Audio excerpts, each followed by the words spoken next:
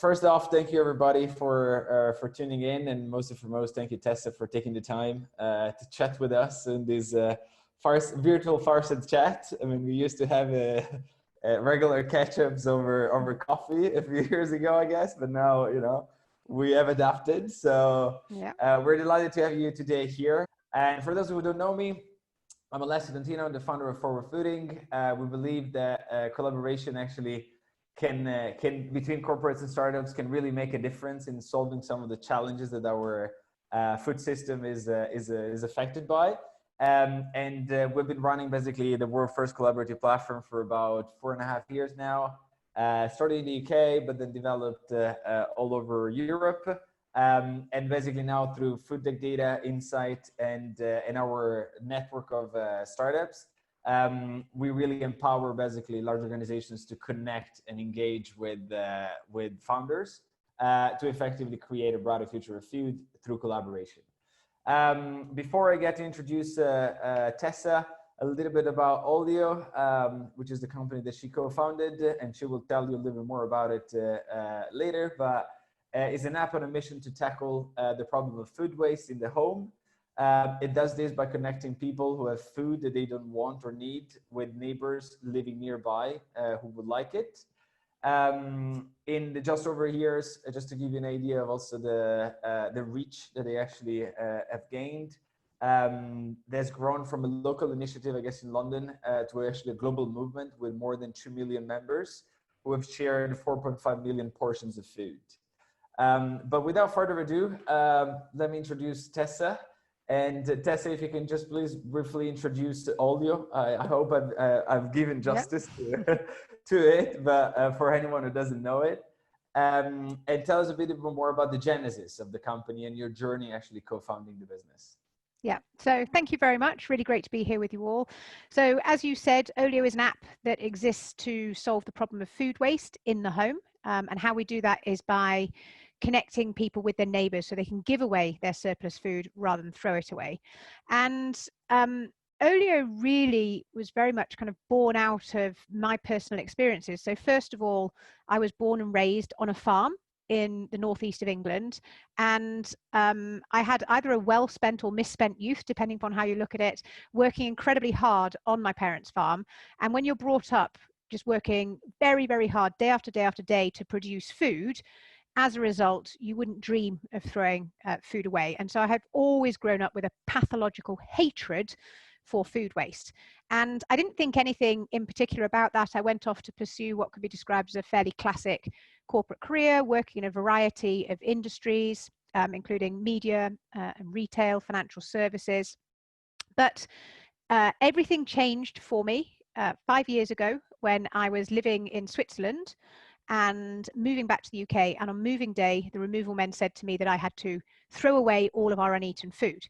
And obviously, given I'm someone who hates food waste, I wasn't prepared to do that. So much to the irritation of the packing men, I, instead of packing, set out onto the streets to try and find someone to share my food with. And to cut a long story short, failed miserably, went back to the apartment. I wasn't to be defeated. And so I smuggled the non-perishable food into the bottom of my packing boxes. And that was the metaphorical light bulb moment, if you like, when I thought, this is crazy. I am having to go to these extraordinary lengths not to throw away food. There's an app for absolutely everything. Why isn't there an app where I can just let my neighbors know that here's some food and they can pop around and pick it up? So that was really sort of the light bulb moment for Olio. The thing that really galvanized me to launch Olio and bring it to reality was, one, having the support of my amazing co-founder Sasha, without whom I definitely wouldn't have done it. But two, we also did desk research into the problem of food waste, and what we discovered stunned, shocked, horrified, sickened us. So very briefly, we discovered that globally 1/3 of all the food we produce each year gets thrown away. If food was to be a country, it'd be the 3rd largest source of greenhouse gas emissions after the USA and China. But what really shocked us was to discover that in a country like the UK, over half of all food waste takes place in the home. And I think, like many people, we'd assumed when you think of food waste, you think of retail stores. But actually, in reality, in the UK, certainly, retail stores only generate 2 percentage points of all food waste. Half of all the food waste takes place in the home. And so that is what really galvanized Sasha and I to bring Olio to life, because we wanted to solve half of this enormous food waste problem. Oh wow, that's again probably a 5-year journey in 2.5 minutes. Great to hear that actually also started as a personal, I guess, experience, right? Not being frustrated about not being able to actually swap, I guess, surplus food. Fantastic. And I mean, I know that we've been following your developments for a while. You even made it into the Foodtech 500 last year. But I know that since a couple of years, you've also started offering your solution to corporates and medium-sized companies to help them tackle actually the issue of food waste. Can you actually expand on that, and what do you actually offer them? And how has been your experience also working with large organizations? So us sort of moving into the B2B space happened for a couple of reasons. So first of all, we found ourselves in a real conundrum in our early days. And that was that our early adopters hated food waste.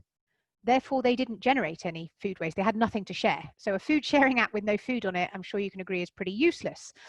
And we had also, I think, retrospectively, somewhat naively, hoped that local businesses would use Olio themselves to bring additional footfall into the store. They could then cross-sell and upsell, and that they would want to use the app.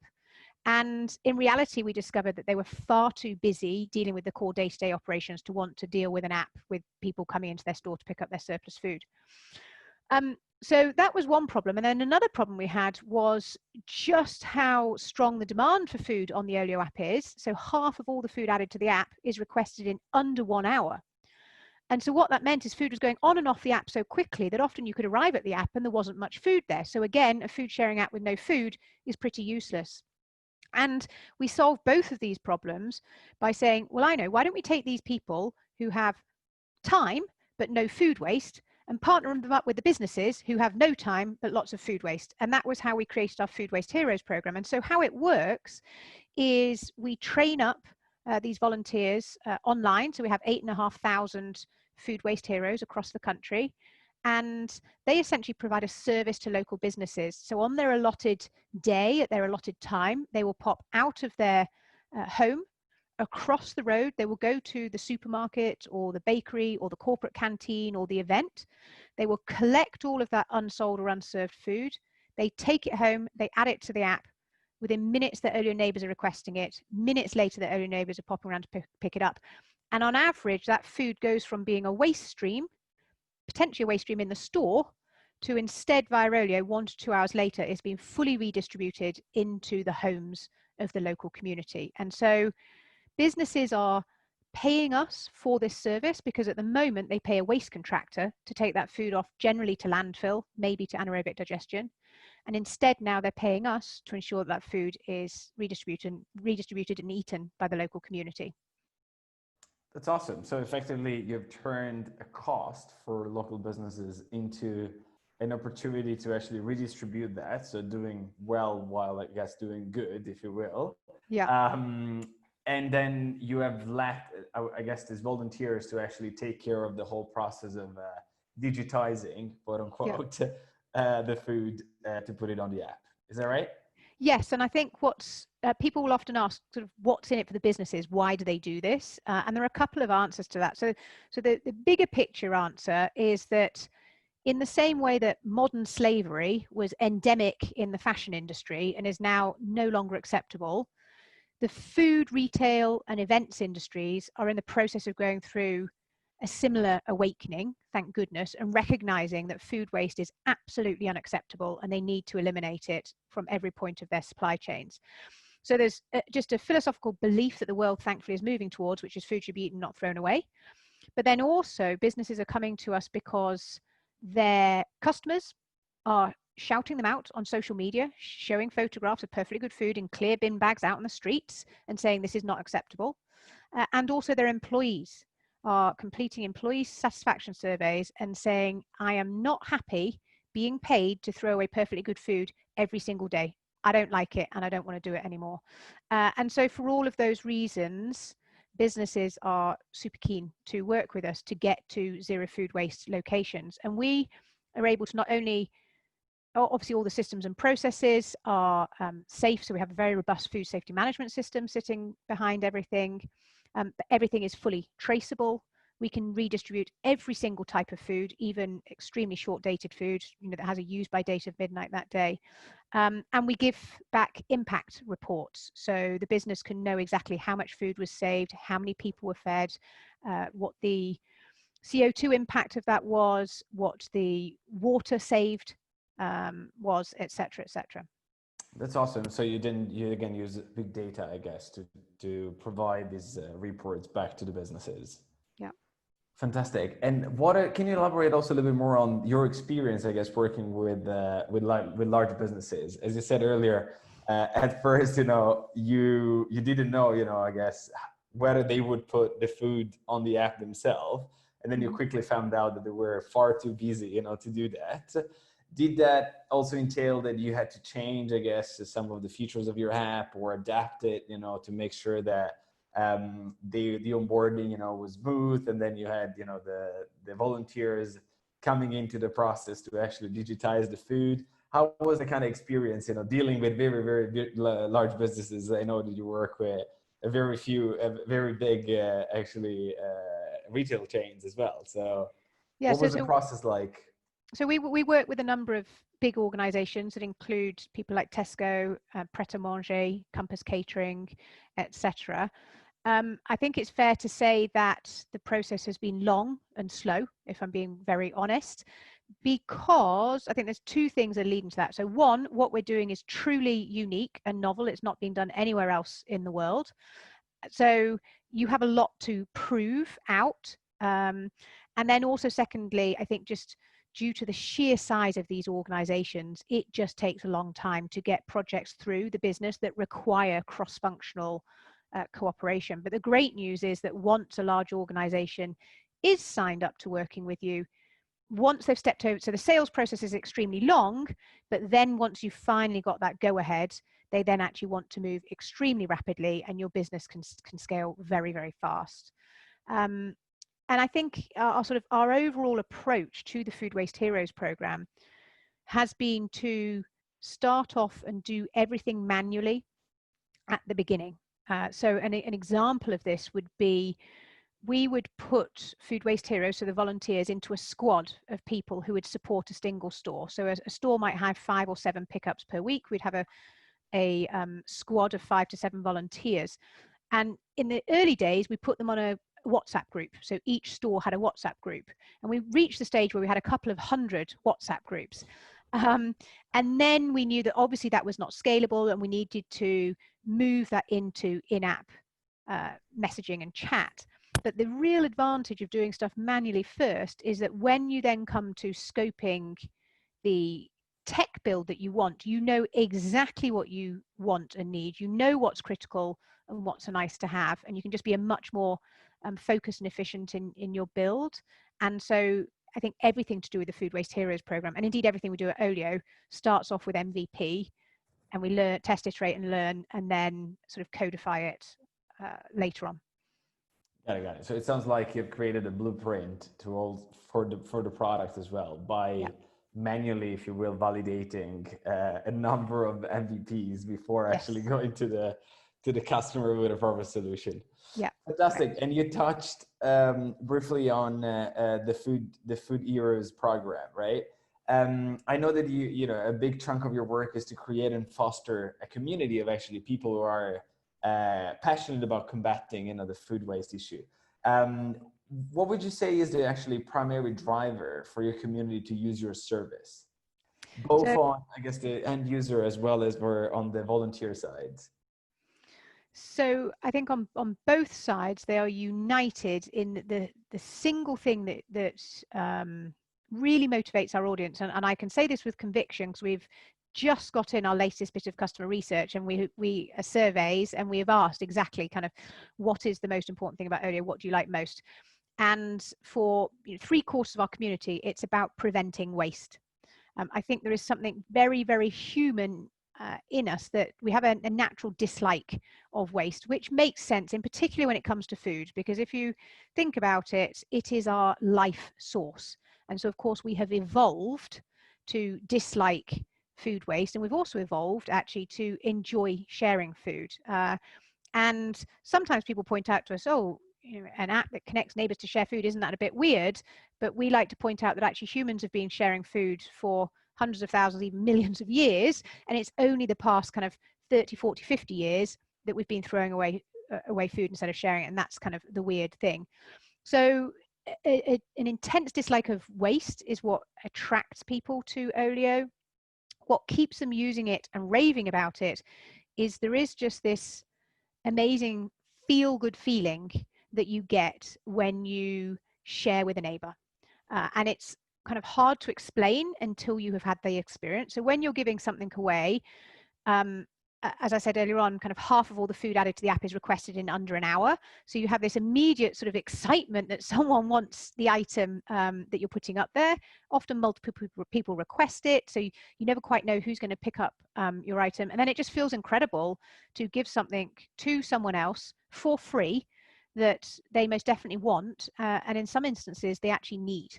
And so that can be an incredibly fulfilling experience. So and people are telling us that as a result of using Olio, they feel more connected to their local community. They feel safer because they know who their neighbors are. They feel empowered because they're kind of making a difference in their own way in the world. And especially right now, when our world feels in many ways like we're sort of more divided than we've ever been, a lot of people tell us that actually Olio is kind of representing everything that's good in the world, and we're actually unifying and bringing people together through our sort of shared vision of the kind of communities that we want to live in, which are ones that take care of everybody and make sure that nothing useful goes to waste. That's awesome, and I love the fact that again, food, I guess, as you pointed out earlier, you know, has been kind of like the glue for communities for a long time, and so even in this difficult or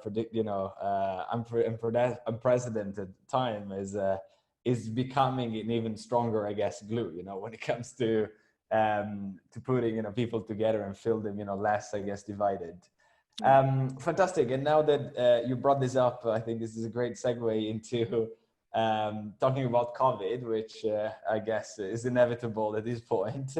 And besides what you just shared, did you notice actually any change in your users' behavior and engagement in regards to Olio's mission to fight food waste since social distancing was introduced? Meaning, maybe if you can elaborate more about also the fears out of the survey that you just run, or the still positive things that actually drive people to use the app. So you asked, has COVID had an impact on the business? And in a word, yes. Yes. So for the first 2 weeks or so of lockdown, well, for the first kind of 24 hours, we had this incredible period of uncertainty where we weren't sure if a neighbor-to-neighbor food sharing app could even continue to exist. But we worked with our environmental health officer, our food safety lawyer, and also listened to our community. And it became very, very clear that we had a responsibility to ensure that Olio could continue to operate through this crisis, because for many of our users, we were providing an essential lifeline, a source of food when they couldn't get it from anywhere else. So the most important thing that we did was we transitioned all of our pickups. So normally 2 neighbors would connect on the doorstep and physically hand over the item generally. And we moved to make all pickups no contact, which means that you just pop the item outside a few moments before the other person is due to arrive to pick it up.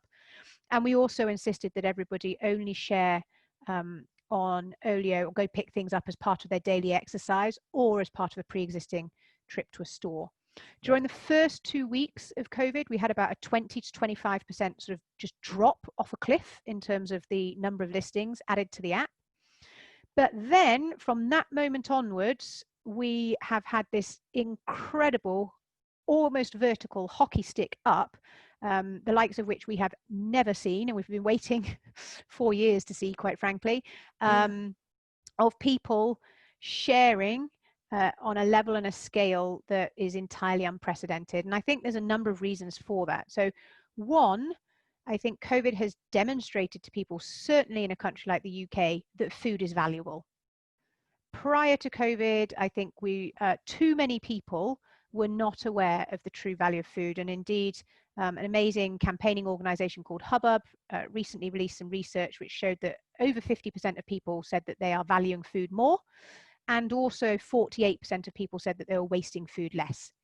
So that's been a massive help for us. And then the other thing, I think through COVID, a lot of people have had their eyes opened with regards to just how much inequality exists on our own doorsteps in our own communities. And so I think a lot of people have been stuck in their homes, wondering what they can do, wondering how they can help, and realizing that something like Olio is a really good mechanism for that. I think also because people have been locked down, they have been finally getting around to doing all those things they've been meaning to do, which includes sort of decluttering your cupboard. So I should also say Olio has a non-food section as well, where people can give away toiletries, kitchen appliances, books, clothes, toys, etc. Things you don't want to sell, you don't want to ship halfway across the country, you just kind of want out of your house. So we've definitely benefited from a sort of nationwide Marie Kondo moment of everybody sharing their spare. And I think the final thing has been just this sense of community that has come out, and people are saying that they value community, they want to be part of their local community, they're getting to know people for the first time. And so as a result of all those factors, we're growing really, really fast. And so saving lots and lots of food and other household items, which would otherwise have gone to waste. That's awesome. And out of interest, I didn't know that also you have now added new streams, I guess, of items to the app. Yeah. Did that actually start with COVID, or it was actually prior to that? No, that was prior to COVID. Our users, it was very much in response to our users. So they started themselves, even when Olio was just a food sharing app, adding non-food items. And it was in the early days, I would be sort of deleting those listings on the back end system. And then I realized this is just not at all scalable. Plus, we hate waste of any variety. Why are we fighting it? You know, what is someone going to do with a bottle of Vanish cleaning product, that, you know, or a shower head or something like that? Where can they give it away? So why don't we allow people to give those things away and create a special section for that? So that's what we've done. That's awesome. That's very much about, I guess, developing customer-centric solution that really create value for your users. Fantastic. Just building on, again, today's new normal, but maybe expanding it a little bit broader, you know, to the food tech space as a whole. What do you see as the biggest challenge that the industry is facing at the moment, and how you are, if it's also affecting you, trying to overcome it? And if there is any tips or advice that you could share with fellow founders, I know that you're a big fan of remote working, and you've been handling your team and I guess your extended team also remotely from the very beginning. But if there is any tips that also you can share with fellow founders on that, on how to handle, you know, and manage remote teams, that would be awesome. So in terms of your first question around challenges sort of facing the food tech industry, or things I'd like to see the food tech industry address, I'm not going to talk about things that you might expect me to talk about, which are food waste, just basically having a more sustainable, equitable food system. And I'm not going to talk about factory farming and all that other stuff and feeding the world. The thing that I would most like to see food tech, and indeed all of tech, embrace as a matter of priority is true and genuine diversity. I really feel very, very passionately that the tech industry is not sufficiently diverse. And I'm particularly get frustrated by the lack of funding that goes to diverse founders. So female founders, for example, get 1% of all VC funding. Male founders get 89% and mixed teams get 10%. BAME founders get less than 1% of funding. And the reason why that frustrates me is because I think this sort of homogeneity in the tech industry means that to date, we've been very focused on solving the problems that affect the 1%, which quite frankly are not the real big, massive, scary problems that the world needs to address. And in my experience, I've been working in the sort of tech for good space, for want of a better word, for the past 5 years. And what I've seen is just an incredible diversity of founders. These are people who are impacted by the real significant problems facing the world today. and these people are standing up and trying to solve those problems. And when those diverse founders are not able to get access to capital because of a lack of diversity amongst the gatekeepers of capital, that means that these brilliant solutions to the world's biggest problems are not getting funded.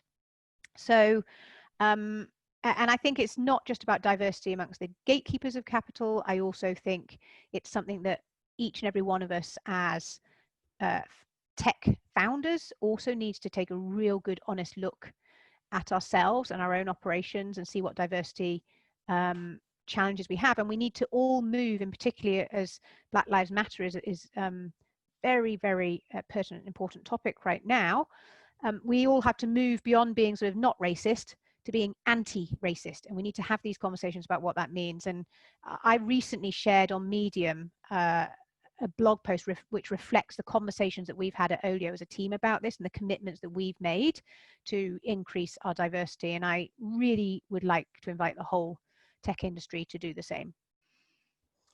Absolutely, this resonates very much with me as well. I think it's a fairly underlooked actually issue. That, as you said, it touches the whole tech industry, not only food tech, but I still think that specifically in food tech, there is a ton to be done still. Primarily also in connecting, some of these diverse founders, because as you said, especially I guess in big cities, they tend to. We all know kind of each other after all, right? But it all kind of tends to be a bit too closed up, when it comes to also allowing VCs to actually invest in some of these underrepresented teams. But I guess you are a little bit of an exception, right? Because also you have actually raised the VC money. Can you tell us a bit more about your experience actually doing that? Maybe from your seed round all the way to the latest rounds that you've done. I'm sure that that has been a journey. But it was just to kind of piggyback on what you were just sharing. Yes, I mean, I have one word: exhausting. has been our experience. We have had to be absolutely relentless. You're right, we have raised financing. It has felt like we've done it against the odds, i.e. a female founded tech for good, pretty much pre-revenue, remote first business. That's going to form massive crosses from the perspective of many investors. But we have just been, I think we've had to overinvest in terms of the amount of time and energy that we have dedicated to fundraising, and it has paid off, but at a great personal and emotional toll. But we've done it. We will continue to have to do it. But it's something that I think fundraising is something that I always kind of warn founders. I think you hear these stories about how hard it is, and without wanting to scare or depress anyone, it is just as hard as it sounds. But I think if you kind of go into that with your eyes wide open, and if you know that actually that's part and parcel of the experience, then it makes it just a little bit easier. Mm-hmm. Yeah. It's a bit of a sales process, isn't it? After all, if you treat it as such, it might become a little bit more pleasant, quote unquote. Yeah, it's just like dating. So you sort of have to kiss a lot of frogs to find your prince. So. I love that. It's a great analogy. Fantastic. And if you were to pick up out of your all the experience that you've actually had building and fostering, the business, if you have to pick up one piece of practical advice that you would give to someone actually starting out their entrepreneurial journey, what would that be? So I think the most important thing would be to ensure that you adopt a learning mindset.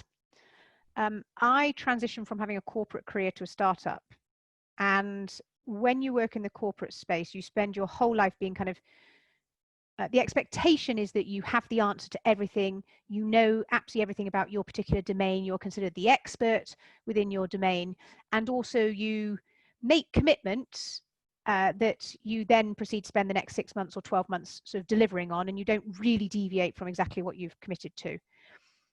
To build a startup, certainly in the early stages, you almost have to unlearn all of that, and you have to get comfortable with saying, I don't know the answer to that, but I'm going to find out. And you need to be able to kind of embrace the discomfort that comes with not knowing the answer to, and so essentially you'll start off and on day one, you don't know the answer to anything.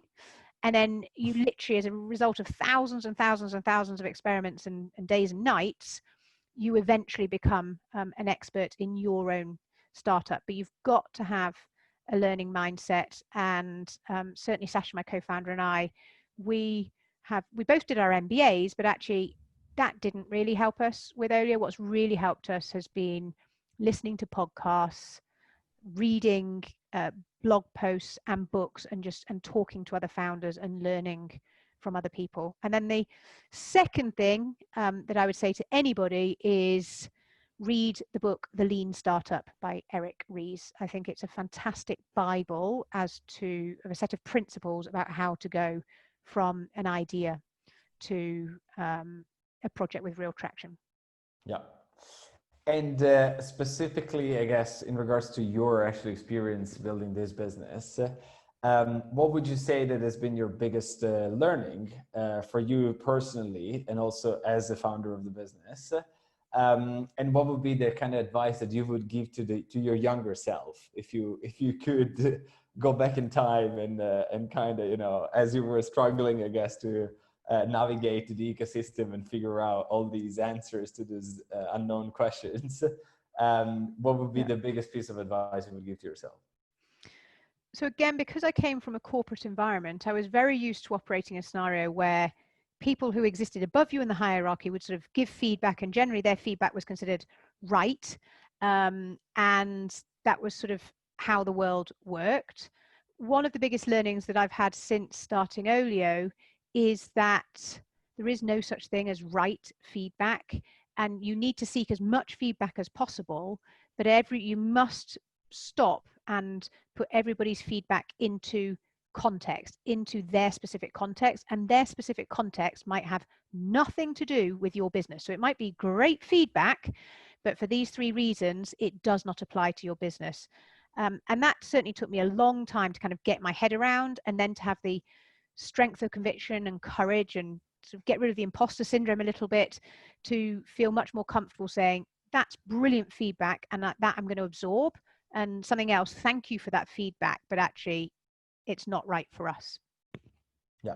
So it's kind of like there is nobody who's got the answer. You need to still validate whether, you know, that feedback has been put in context and into perspective to actually make it valuable for your business. Yeah. Fantastic. Thank you so much, Tessa, again for joining us today for this fantastic interview.